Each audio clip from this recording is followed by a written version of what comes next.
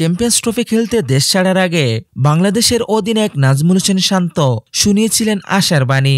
Champion হতেই নাকি তার দল পাকিস্তানে যাচ্ছে, কিন্তু টানা 2 ম্যাচে হেরে গ্রুপ পর্ব থেকেই বিদায় নিশ্চিত করেছে টাইগাররা। স্বাগতিক পাকিস্তানের বিপক্ষে শেষ ম্যাচটা শুধু নিয়ম রক্ষার।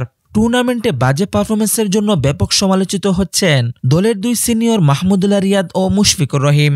দীনেশ কার্তিক, ওয়াসিম জাফররা রীতিমতো দুইয়ে দিচ্ছেন তাদের। এবার একই পথে হাঁটলেন পাকিস্তানের কিংবদন্তি ওয়াসিম আকরাম। নিউজিল্যান্ডের বিপক্ষে মাহমুদুল্লাহ রিয়াদের বাজে পারফরমেন্সের জন্য তার কড়া সমালোচনা করেছেন পাকিস্তানের কিংবদন্তি ওয়াসিম আকরাম। গত 24শে ফেব্রুয়ারি নিউজিল্যান্ডের বিপক্ষে 5 উইকেটে হারে বাংলাদেশ। সে ম্যাচে 14 বলে মাত্র 4 রান করে আউট হয়ে যান মাহমুদুল্লাহ রিয়াদ। ব্রেসওয়েলের বলে বড় শট খেলতে গিয়ে উইকেট ছুড়ে দিয়ে আসেন দলের এই সিনিয়র খেলোয়াড়। শুধু ব্যাট হাতেই নয়, ফিল্ডিংয়েও দলকে ভুগিয়েছেন 39 বছর বয়সী মাহমুদুল্লাহ।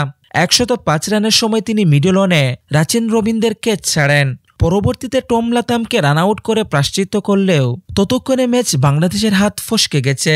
অপরদিকে ফিল্ডিংয়ে বাংলাদেশের স্লোতগতি ও অলসতা দেখে এই হারের জন্য তাদের হতভাগ্য বলতে নারাজ ওয়াসিম আকরাম। জিও হটস্টার স্পোর্টস সেন্টারে আকরাম উল্টো প্রশ্ন ছুড়ে দিচ্ছেন, আপনি কি তাদের হতভাগা বলতে চান?